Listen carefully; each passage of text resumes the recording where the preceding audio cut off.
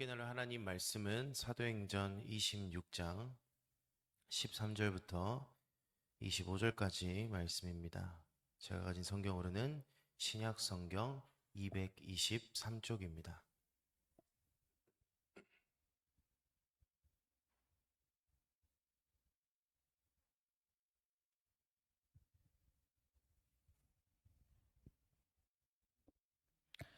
사도행전 26장 13절부터 25절까지 말씀입니다.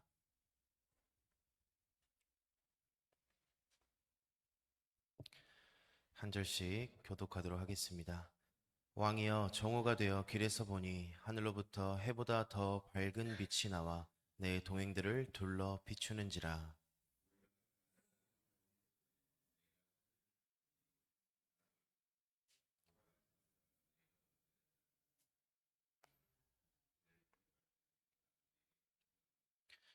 내가 대답하되 주님 누구시니이까? 주께서 이르시되 나는 내가 박해하는 예수라.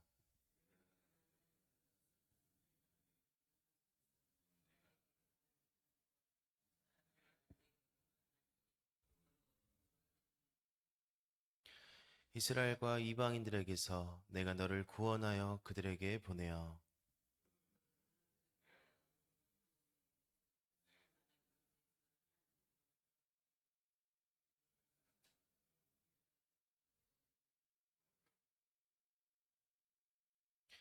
아그리파 왕이여, 그러므로 하늘에서 보이신 것을 내가 거스르지 아니하고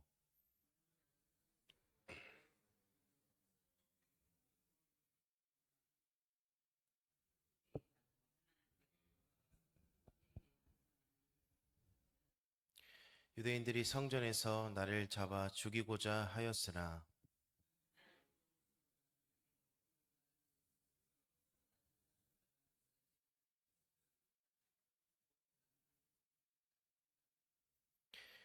곧 그리스도가 고난을 받으실 것과 죽은 자 가운데서 먼저 다시 살아나사 이스라엘과 이방인들에게 빛을 전하시리라 함이니이다 아니라.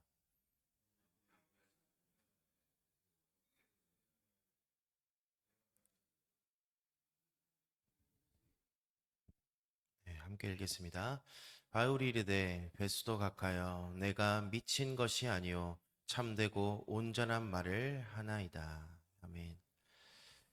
네, 우리가 지난 시간 사도행전 25장의 말씀을 보면서 이 바울이 계속해서 로마의 군인들, 백부장, 천부장, 이제는 총독에게 이제 신문을 받고 계속해서 자신의 억울함을 이제 변론하는 상황 가운데 있습니다. 그러한 상황 속에서도 바울이 어떠한 고난과 역경 속에서도 하나님의 섭리를 믿고 또 모든 것을 선으로 바꾸실 그 주님께 순종했을 때 바울이 이 로마에 갈 기회를 얻게 됩니다. 우리가 지난 시간 이 말씀을 통해서 무엇을 나눌 수가 있었습니까? 우리가 참된 그리스도인이라면, 우리가 진정 예수님의 증인으로 살려고 노력한다면 우리의 삶 가운데는 때로는 고난이 찾아온다는 것입니다.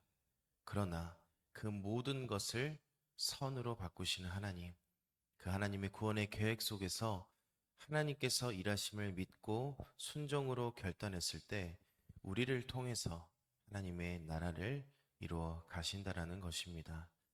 오늘 본문은 바울이 아직 이 가이사랴의 옥에 갇혀 있습니다. 이 25장 21절에서 보면은 바울이 로마 황제의 그 판결을 받기 전까지 로마 군인들에게 자신을 지켜주도록 요청을 했기 때문입니다. 그렇게 이 바울이 이 가이사랴에 갇혀 있을 때 그곳에 아그리빠 왕이란 사람이 방문을 하게 됩니다. 정확히 말을 하자면 헤롯 아그리빠 2세 왕인데, 이 왕은 어떤 사람이냐면 이 헤롯 대왕의 증손자입니다. 이 헤롯 대왕이란 사람은 예수님께서 태어나셨을 때 이 유대인의 왕으로 예언된 이 아기의 탄생의 위협을 느끼고 베들레헴과 그 주변 지역에 있는 2살 이하의 남자아이들을 모두 죽여라 라고 명령을 내린 자가 바로 헤롯 대왕입니다. 그리고 헤롯 아그리빠 1세 왕이 있는데, 이 왕은 우리가 사도행전 12장에서 한번 살펴보았습니다. 그 당시 교회를 박해하고 또 사도 야고보를 죽였습니다. 그리고 베드로를 옥에 가둔 자, 그리고 교만으로 가득 찼던 이 헤롯 아그리파 1세 왕은 하나님의 심판을 받아서 벌레에게 먹혀 죽게 됩니다. 그리고 이 헤롯 아그리파 1세 왕의 아들이 바로 오늘 본문에 등장하는 헤롯 아그리파 2세 왕입니다. 그리고 바울이 이 아그리파 왕에게 변론할 기회, 또 복음을 전할 기회를 얻게 됩니다. 그리고 26장 이 전반부에서 우리가 읽지는 않았지만 26장 전반부에서 보게 되면 바울이 먼저 복음을 전하기 전에 자신의 회심의 전 그 삶을 이야기를 합니다. 조금 더 쉽게 말씀을 드리면 이제 핵심을 이야기하기 전에 서론을 이야기하는 것, 조금 더 바울이 복음을 전하기에 수월하도록 이 빌드업을 했다라고 볼 수가 있습니다. 그 내용은 자신이 어떤 환경에서 자라왔고 또 지금 자신이 고소당한 그 이유가 하나님께서 이스라엘에게 약속하신 그 소망이 무엇입니까? 부활의 소망을 내가 증거하기 때문이라 라고 말합니다. 그리고 자신이 과거에 어떤 삶을 살았는지, 예수님을 박해하고 많은 그리스도인들을 박해했던 일들을 이 아그리파 왕에게 이야기를 합니다. 그리고 나서 오늘 본문에 이 바울의 회심 사건, 다메섹 사건을 이야기를 합니다. 오늘 본문 13절, 14절 한번 보겠습니다. 왕이여 정오가 되어 길에서 보니 하늘로부터 해보다 더 밝은 빛이 나와 내 동행들을 둘러 비추는지라. 우리가 다 땅에 엎드려짐에 내가 소리를 들으니 히브리 말로 이르되 사울아 사울아 내가 어찌하여 나를 박해하느냐. 가시체를 뒷발질하기가 내게 고생이니라. 이 바울이 그리스도인들을 핍박하기 위해서, 그때 당시엔 사울이었죠. 사울이 이 다메섹으로 향하는 그 길 가운데 하나님께서, 예수님께서 바울을 만나 주십니다. 그리고 말합니다. 사울아 사울아 어찌하여 내가 나를 박해하느냐. 가시체를 뒷발질하기가 내게 고생이니라. 이 말씀이 어떠한 의미입니까? 우리가 뒷발질을 한다는 것은 보지 못하고 잘 알지 못해서 우리가 뒤에 눈이 달려 있는 것이 아니기 때문에 뒷발질할 때는 보지 못하고 알지 못합니다. 그런데 그 뒤에 뭐가 있다라고 말합니까? 뾰족한 가시체가 있습니다. 그렇다면 내가 알지 못하고 보지 못한 채로 뒷발질할 때 그곳에 뾰족한 가시체가 있다면 어떻게 되겠습니까? 많이 아프고 다치게 됩니다. 이게 무슨 말이냐면 내가 지금 내가 지금 하고 있는 것이 예수님을 박해하고 그리스도인들을 핍박하는 그 행동이 자기 스스로를 더 아프게 하는 일이라는 것입니다. 예수님을 믿는 것뿐이며 다른 어떠한 죄가 없는 그 그리스도인들을 박해하고 괴롭히는 일들이 자기 마음속에 쌓여가고 결국에는 가시체를 발로 찬 것처럼 상처가 나고 아프게 된다는 것입니다. 이것을 바울이 그 당시에는 도무지 이해를 할 수가 없었을 것입니다. 그런데 지금까지 계속해서 예수님을 만난 후로부터 바울의 인생이 변화되고 자신의 목숨보다도 사명을 더 중요시했던 그 바울의 모든 삶에 비추어 봤을 때 이 말이 이제는 이해가 되었던 것입니다. 지금까지 자신들이 했던 모든 행동들이 얼마나 잘못된 것이었고 또 내가 박해했던 그 그리스도인들이 내가 예수님을 박해했던 것과 같은 것이구나. 내가 너무나도 마음이 아프다. 시간이 지나고 보니까 바울이 그 말들을 깨달았던 것입니다. 그리고 바울은 이 이하의 말씀 16절부터 19절 본문을 보게 되면은 하나님께서 바울에게 맡겨주신 사명을 이야기를 합니다. 오늘 본문 16절부터 19절을 우리가 함께 의미를 생각하면서 한번 읽어보도록 하겠습니다. 일어나 너의 발로 서라. 내가 내게 나타난 것은 곧 내가 나를 본 일과 장차 내가 내게 나타날 일에 너로 종과 증인을 삼으려 함이니 이스라엘과 이방인들에게서 내가 너를 구원하여 그들에게 보내어 그 눈을 뜨게 하여 어둠에서 빛으로 사탄의 권세에서 하나님께로 돌아오게 하고 죄 사함과 나를 믿어 거룩하게 된 무리 가운데서 기업을 얻게 하리라 하더이다.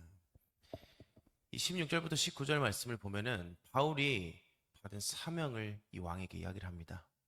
예수님의 증인, 이스라엘과 이방인들에게 예수님을 증거하는 자, 그리고 어둠에서 허덕이고 있는 자들에게 예수 그리스도의 빛을 비추는 자, 그것이 바로 이 바울의 사명이었습니다.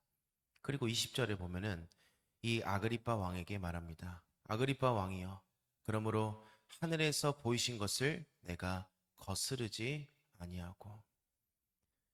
자, 지금 바울이 이 아그리파 왕에게 예수님을 만났던 그 당시 상황을 회상하고 있습니다.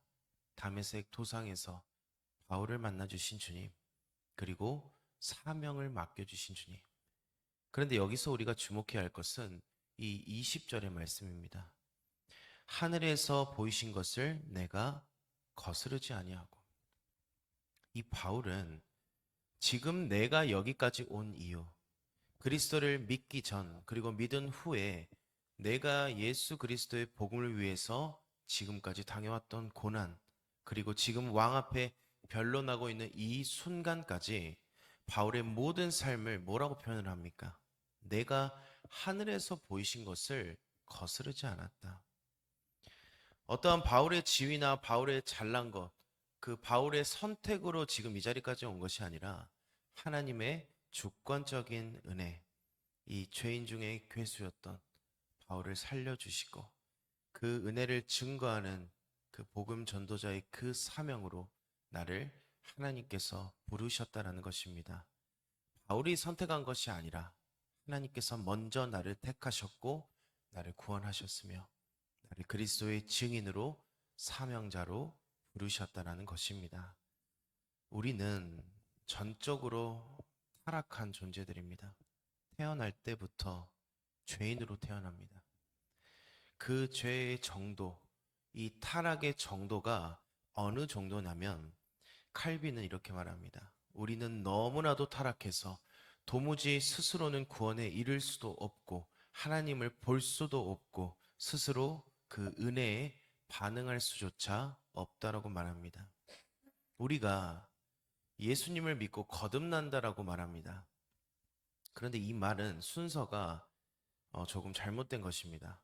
이 예수님을 믿기에 우리가 거듭난 것이 아니라 우리가 거듭나야지만이 예수님을 믿게 될 수가 있는 것입니다. 성령님께서 먼저 죄로 가득한 내 마음속에 주권적으로 역사하셔서 성령의 은혜로 거듭나야지 우리가 예수님을 믿을 수 있게 된다라는 것입니다. 그렇다면 이것이 무엇을 의미합니까?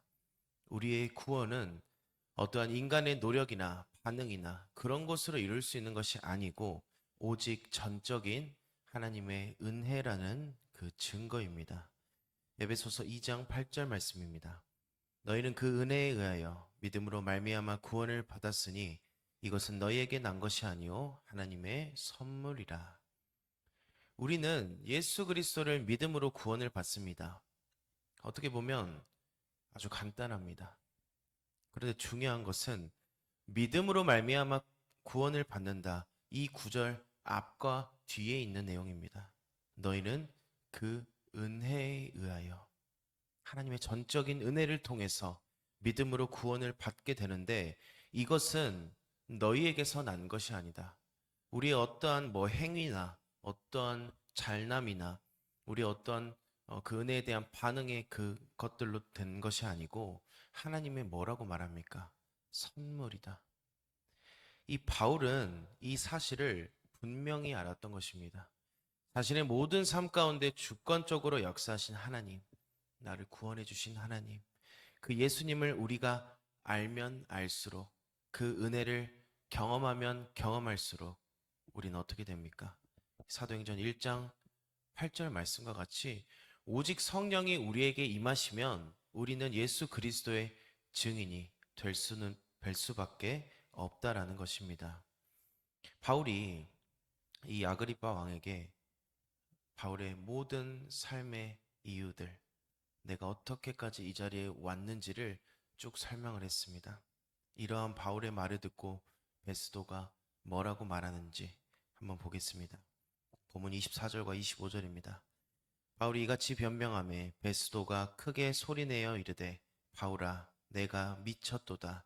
내 많은 학문이 너를 미치게 한다 하니 바울이 이르되 베스도 각하여 내가 미친 것이 아니요 참되고 온전한 말을 하나이다.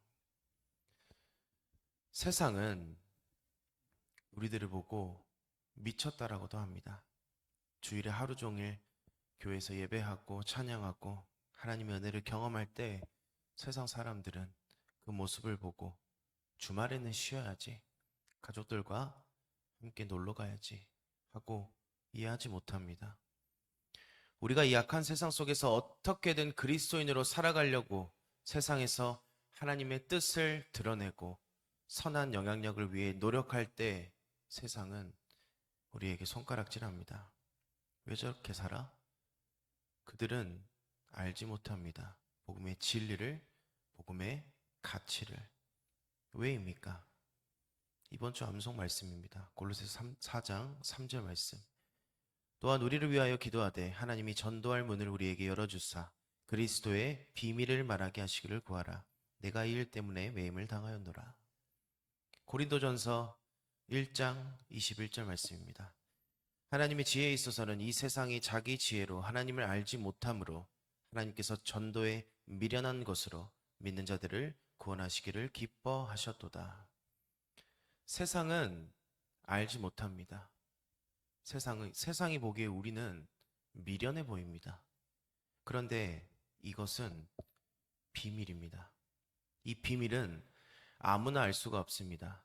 오직 택함 받은 하나님의 자녀들만이, 하나님의 은혜 가운데 거하는 자만이 이 비밀의 복음의 그 비밀을 누릴 수가 있는 것입니다. 우리는 이 비밀을 알고 있습니다. 하나님의 전적인 은혜를 입은 자들로서 택한 백성들이 주님께로 돌아오도록 우리는 증거해야 합니다. 전해야 합니다. 바울처럼 세상이 볼 때 예수님께 미쳐야 합니다. 바울이 어떠한 상황에 있다 할지라도 복음을 증거하는 것처럼 우리도 이 세상 가운데 하나님의 은혜를, 구원의 그 소망을 전해야 합니다. 그것이 우리의 사명이고 복음의 빚진 우리들의 마땅히 할 일들입니다. 우리를 통해 일하실 그 주님을 기억하고 우리가 받은 그 사랑과 은혜를 증거하며 살아갈 수 있는 저와 성도님들 되시기를 소망합니다. 기도하겠습니다. 하나님 아버지, 은혜와 사랑을 너무나도 감사합니다. 오늘 말씀을 통해서 하나님의 주권적인 은혜와 복음의 능력을 다시금 깨닫게 하시니 감사합니다. 오늘 바울이 담대하게 복음을 증거하며 자신에게 주어진 사명을 끝까지 감당한 것처럼 우리도 이 세상 속에서 주님의 진리를 전하는 자로 살아가길 소망합니다. 우리가 받은 그 구원의 은혜를 잊지 않게 하시고 세상 사람들에게는 미련해 보인다 할지라도 주님께서 우리에게 주신 영광의 소망을 붙잡고 흔들림 없는 믿음의 길을 걸어갈 수 있도록 주님 우리와 함께하여 주시옵소서. 다시 오실 예수님 이름으로 기도드리옵나이다. 아멘.